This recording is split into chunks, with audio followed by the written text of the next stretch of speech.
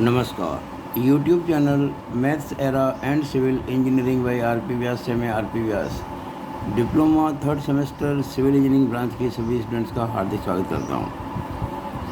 अभी जो हमारी श्रृंखला चल रही है वो subject mechanics of materials code CE 3003 chapter 1 moment of inertia यानी कि जड़त्व आघूर्ण पर चल रही है और ये उसी क्रम में वीडियो नंबर 7 है।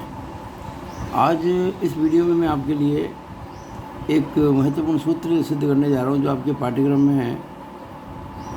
रेफरेंस है मेरा, जो रेफरेंस जिसके बेस पे काम कर रहा हूं वो है वीडियो नंबर 1, डेट 15 जुलाई 2021। और इसमें आपको बताया गया था कि एक ट्रायंगल है जिसका बेस, जिसका आधार, जिसकी चौड़ाई b है और जिसकी ऊंचाई है h, और ये उसका गुरुत्व केंद्र है या केंद्रक है, कुछ भी कह दें, G, जिससे गुजरने वाली जो एक्सिस है जो बेस के समानांतर है। और बेस को कैसा माना गया है? हॉरिजॉन्टल। बेस है इसका क्षैतिज, उसके समानांतर अक्ष है ये, जो कि केंद्रक या गुरुत्व केंद्र से गुजरती है।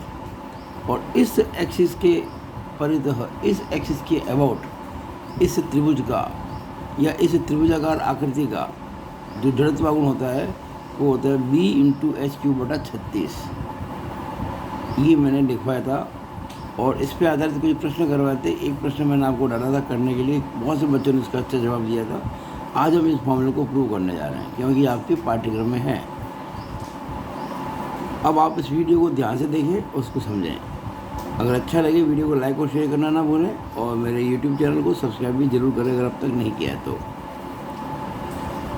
देखिएगा, त्रिभुज की जो CG होती है वो आधार से h/3 दूरी पर होती है। ये भी आपको ध्यान में रखना होगा। Distance of CG from its base is h/3 where h is height of the triangle. अब इसको हमें सिद्ध करना है कि ये Ix की वैल्यू Bh³/36 कैसे होती है। इसके हम क्या करेंगे? वही जो अब तक करते हैं। हम एक एलिमेंट्री स्ट्रिप लेंगे, लघु पट्टिका लेंगे। ये मैंने एक लघु पट्टिका ली, एलिमेंट्री स्ट्रिप। एलिमेंट्री स्ट्रिप का मतलब होता है ऐसी स्ट्रिप जिसकी थिकनेस नगण्य हो। हालांकि कुछ हमको दिखानी पड़ेगी ताकि समझ में आ जाए। अच्छा, आयताकार के अंदर, आयताकार खंड में वो स्ट्रिप की चौड़ाई B हमेशा कांस्टेंट रहती थी, लेकिन यहाँ कांस्टेंट नहीं है। क्यों? यहाँ इसकी जो बेस का जो माप है वो B है और जो जो ऊपर चढ़ेगी ये विड्थ इसकी कम होती जा रही है। यहाँ विड्थ और कम हो गई, यहाँ विड्थ 0 हो गई। तो यहाँ विड्थ मैं मान लेता हूँ कुछ समय के लिए कि B' है। ये मैंने मान लिया। ये जो बेस विड्थ है ना B, इसके पहला लिए B' है, लेकिन वैल्यू इसकी कम होगी। और इसकी जो दूरी है, दूरी कहाँ से अपन मानेंगे? हमेशा दूरी वैसे मानेंगे जिसके सापेक्ष आपको जड़त्व आघूर्ण ज्ञात करना है, यानी कि x एक्सिस। इस बात को ध्यान रखें।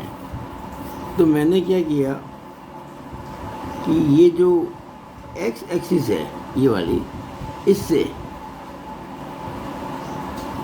y दूरी पर dy मोटाई की, ये y दूरी है और ये dy मोटाई है। y दूरी पर dy मोटाई की मैंने एक एलिमेंट्री स्ट्रिप ले ली। अब मैं इस एलिमेंट्री स्ट्रिप का एरिया निकालूंगा। उसके लिए मेरे को B' चाहिएगा। तो ये B' में कैसे निकालूँ? तो इसके लिए आपने क्लास 10 में पढ़ा होगा सिमिलरिटी, यानी कि समरूपता। दो ट्रायंगल जब समरूप होते हैं तो उनके लिए बहुत सी बातें होती हैं। भुजाओं के अनुपात बराबर होते हैं, उनकी जो हाइट और बेस का रेशियो बराबर होता है। अगर मैं कहूँ कि ये ट्रायंगल बड़ा वाला जो है वो ABC है और जो छोटा वाला है वो ABC, इसको आप चाहे तो आप ABCDE कह सकते हैं। तो जो ट्रायंगल ABC है या ट्रायंगल जो ADE है, वो सिमिलर है ट्राइंगल ABC के। दो ट्राइंगल सिमिलर कब होते हैं? जब उनके एंगल्स बराबर होते हैं। दो एंगल भी बराबर हो जाए, क्योंकि दो एंगल जब बराबर होते हैं तो तीसरा अपना बराबर हो जाएगा।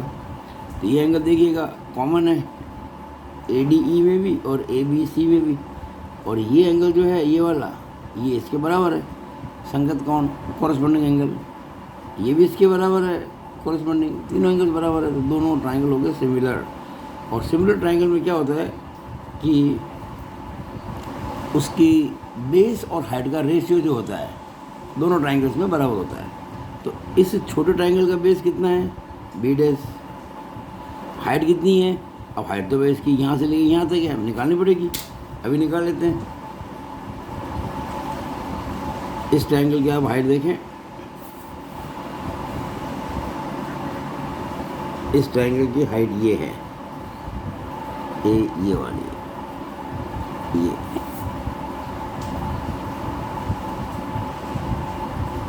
ये ट्राइंगल हमने ना ADE, तो ये हाइट होगी इसकी, कितनी होगी देखिएगा।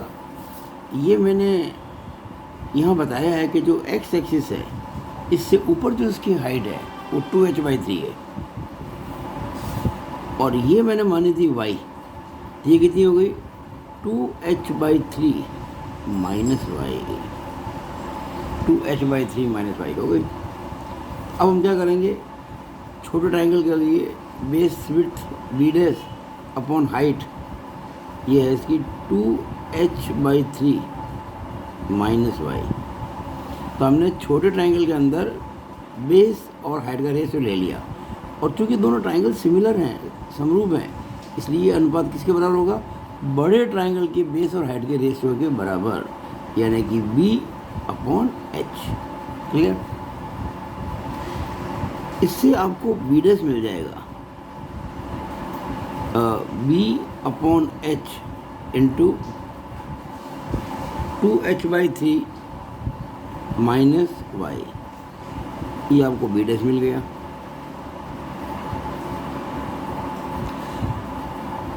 अब जब हमें B' मिल गया, इस एलिमेंट स्ट्रिप की विड्थ मिल गई और इसकी थिकनेस dy है, तो हम इसका एरिया निकाल सकते हैं। तो हम कहेंगे एरिया ऑफ एलिमेंट्री स्ट्रिप, हम इसे कहेंगे DA। ये रेक्टेंगुलर है, तो आयत का क्षेत्रफल क्या होता है? लंबाई इंटू चौड़ाई। तो यहाँ हो जाएगा B' into DY। It means DA is equal to B/H into 2h/3 minus Y गुणा DY। एरिया आ गया। अब जब एरिया आ गया तो हम इस एरिया का निकालेंगे सेकंड मोमेंट, किसके अबाउट? X एक्सिस के अबाउट।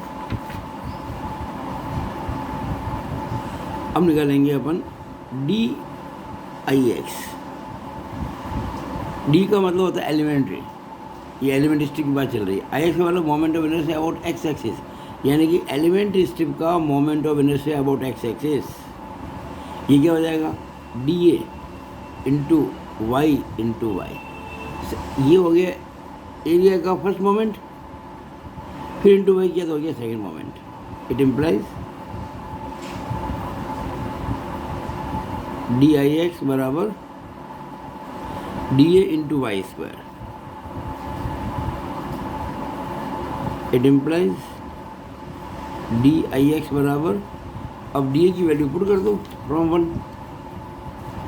अच्छा, ये जो मैंने यहाँ लिखा था DA की वैल्यू, ये कहाँ से लिया था मैंने? 1 से। आप आगे लिख सकते हैं फ्रॉम 1। ये आ जाएगा B/H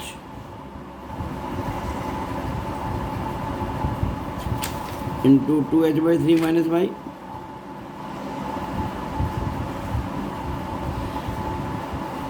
to h/3 minus y DY। ये तो भाई DA है और वाई स्क्वायर से गुणा करना पड़ेगा। यहाँ एक बात आप अच्छे से समझ लें, जो भी मेरा वीडियो भी देख रहे हैं, अगर मेरे वीडियोस को आप शुरू से आखिर तक बहुत शांति से देखेंगे तो मेरा 100% विश्वास है कि आप लोग 100% तक नंबर भी ला सकते हैं। किसी कोचिंग की ज़रूरत नहीं पड़ेगी, कहीं नहीं जाना पड़ेगा, बस आपको ध्यान से वीडियो देखने की ज़रूरत है, क्योंकि मैं हर स्टेप को बहुत क्लियर करके समझाता हूँ, जो किसी भी बुक में आपको नहीं मिलेगा डेफिनेटली। बस सब्र की ज़रूरत है, जो होना ज़रूरी है, और सब्र का फल हमेशा मीठा होता है। तो DIX बराबर अभी हो जाएगा B/H 2H/3 minus y into y square भी करना पड़ेगा dy। ये वेरिएबल अलग कर दिया हमने। अब पूरे त्रिभुजाकार खंड का x अक्ष के सापेक्ष या x अक्ष के परितः जड़त्व आघूर्ण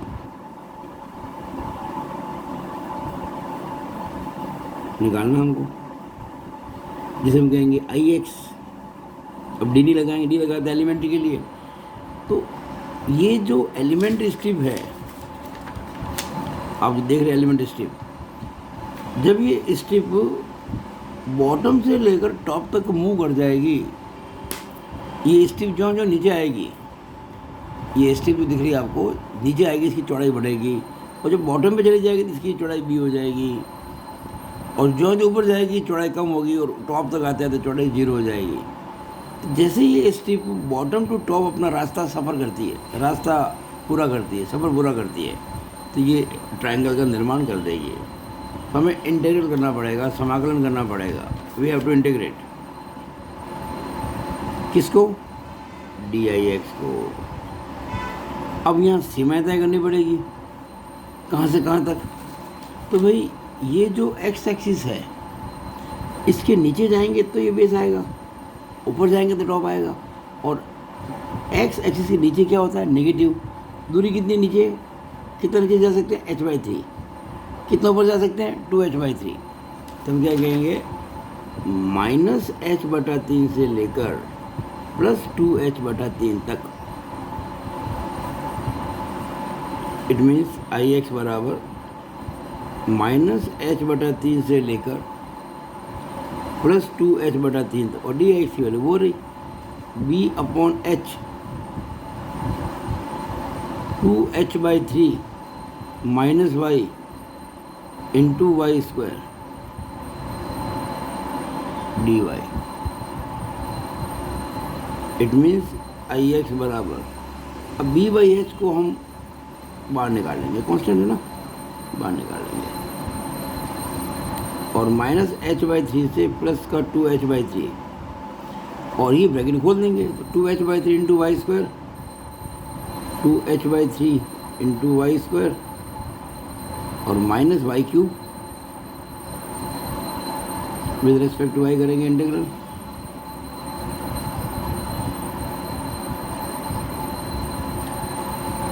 अब देखिएगा, हम जब इंटीग्रल करते हैं तो अलग अलग करना पड़ेगा। तो पहले तो करेंगे ये B/H integral 2h/3 y square dy, limit -h/3 से प्लस 2h/3। हमने इस B/H को से गुणा कर दिया, और माइनस, अब B/H तो खैर कॉमन ही रहेगा, बाहर ब्रैकेट के बाहर ही रहेगा, कॉमन नहीं, ब्रैकेट के बाहर रहेगा B/H, और वाई क्यूब को इंटीग्रल कर लेंगे हम। लिमिट वही रहेगी -h/3 से प्लस का 2h/3। अब आप देखें कि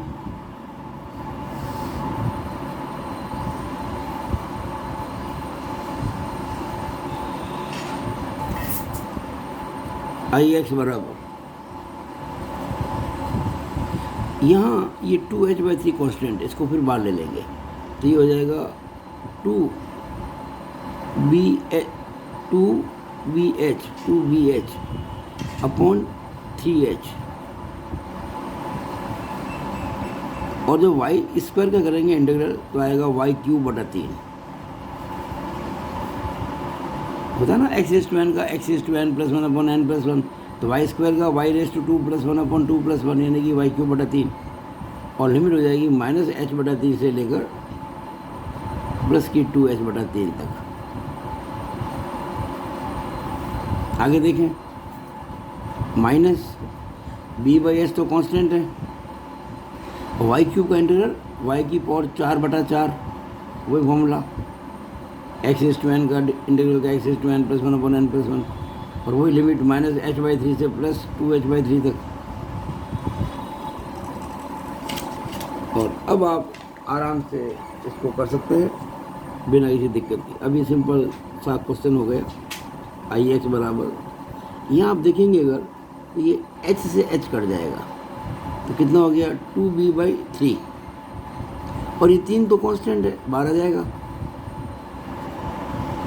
और यहाँ अपर लिमिट क्या लगाएंगे 2h/3, लोअर -h/3, तो 2h/3 का होल क्यूब करेंगे -h/3 का होल क्यूब करेंगे,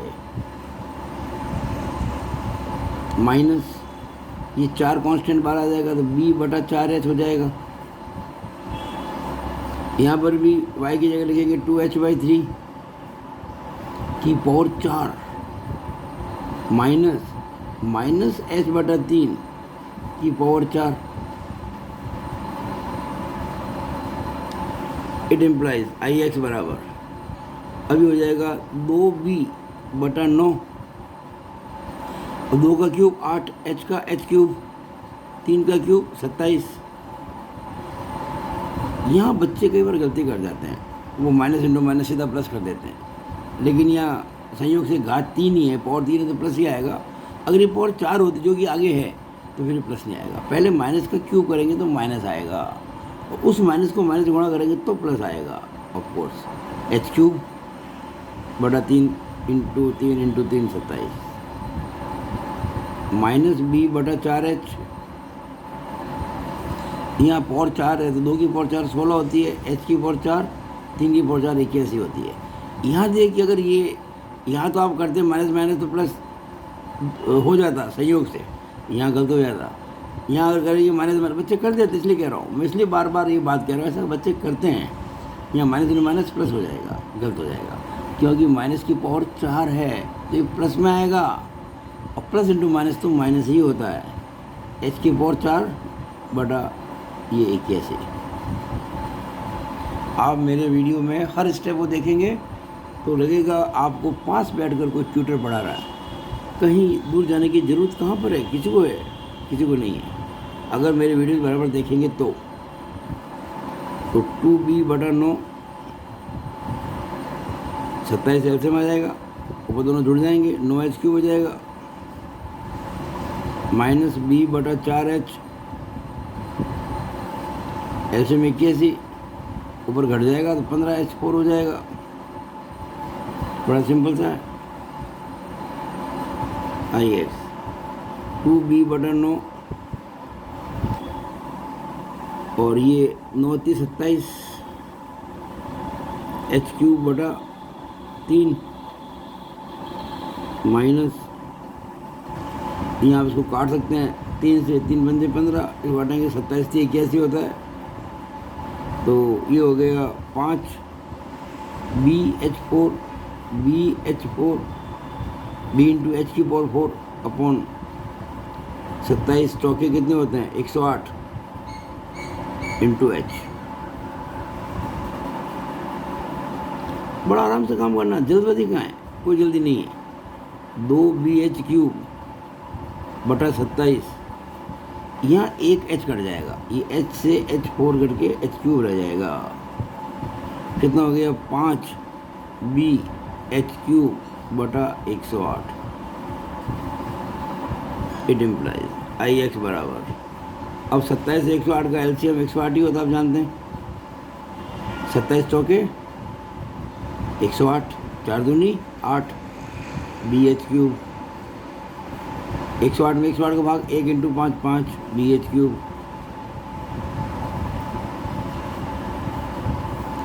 तो ये IX आ गया आपका 3 BH³ बटा 108 और 3 से कट जाएगा 108 36 बार। तो अंततः हम इस बात को प्रमाणित करने में सफल हो गए कि IX बराबर BH³ बटा 36। तो मुझे पूरी आशा है कि आप लोगों ने इसको बहुत अच्छे से समझा होगा। ये वीडियो आप बहुत ज़्यादा लाइक करें, शेयर करें और मेरे YouTube चैनल को सब्सक्राइब तो करें और औरों से भी करवाएं। मेरा एक टेलीग्राम चैनल भी है, अधिक से अधिक बच्चे उससे जुड़े, लाभ होगा। मैं बहुत कम समय के बाद, अभी तो व्यस्तता बहुत ज़्यादा है तो केवल दिन में एक वीडियो मुश्किल से बना पा रहा हूँ, लेकिन आने वाले समय में दिन में 6-6 7-7 वीडियो बनेंगे अलग अलग विषय पर। तो जो भी स्टूडेंट्स मेरे टेलीग्राम ग्रुप से जुड़ेंगे, और लिंक मैं वो भेज चुका हूँ अलग अलग जगह पर, उन्हें का आप मुझे जो कमेंट बॉक्स में कमेंट आ रहा है तो मैं लिंक भेज दूँगा। जितना उस ग्रुप से आप जुड़ेंगे आपको फ़ायदा होगा डेफिनेटली। और जो भी बच्चे 3rd सेमेस्टर में सिविल के अंदर हैं उनके सभी सब्जेक्ट में कवर करूँगा डेफिनेटली उस ग्रुप के अंदर। तो it is all over about this video. Thank you.